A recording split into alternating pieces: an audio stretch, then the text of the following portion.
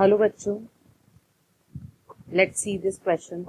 The process responsible for facilitating loss of water in liquid form from the tip of grass blades at night and in early morning is option A imbibition, option B plasmolysis, option C transpiration, option D root pressure.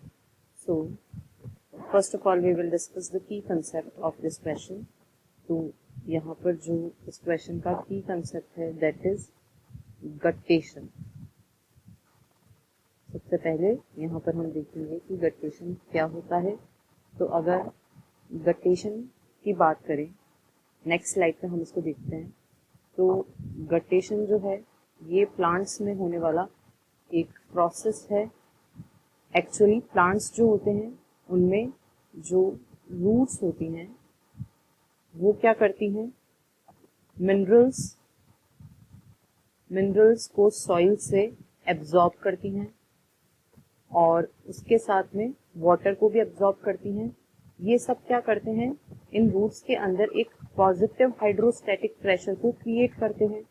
ये जो positive hydrostatic pressure होता है वो xylem, जो कि एक plant vascular tissue है, इस जाइलम टिश्यू के अंदर ये जो वाटर का मूवमेंट है ये वाटर के अपवर्ड मूवमेंट को प्रमोट करता है। यानी ये एक पॉजिटिव प्रेशर है, ये पानी को प्लांट के अंदर ऊपर की ओर धकेलता है। और ऐसा जनरली कब होता है, इस प्रेशर को हम क्या बोलते हैं, सबसे पहले ये जो प्रेशर होता है इसको क्या बोलते हैं, रूट प्रेशर। और ये रूट प्रेशर जो होता है ये जाइलम में वाटर कॉलम को मेंटेन करके रखता है।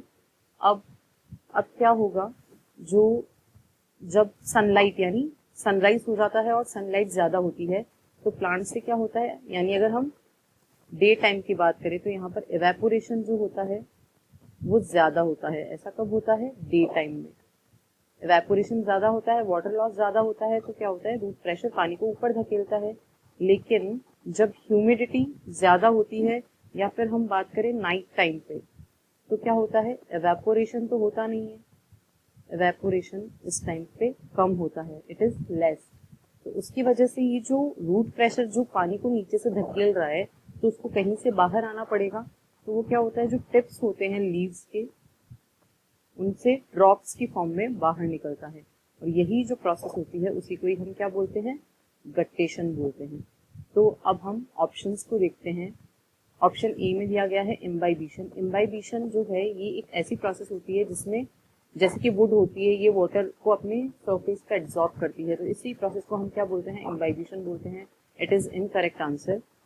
ये इस प्रोसेस जिसको गट्टेशन बोलते हैं उसके लिए रिस्पॉन्सिबल नहीं है। प्लाज्मोलिसिस एक ऐसी प्रोसेस है तो उसका श्रिंक हो जाना, उसका वाटर बाहर निकल जाना, उसी को हम प्लाज्मोलिसिस बोलते हैं। और transpiration, loss of water from plants, उसको हम ट्रांसपीरेशन बोलते हैं। तो इसका जो फाइनल आंसर है, final answer, that is option D. Root pressure is responsible for the phenomena that is known as guttation. Hope you understood it well. Thank you. All the best.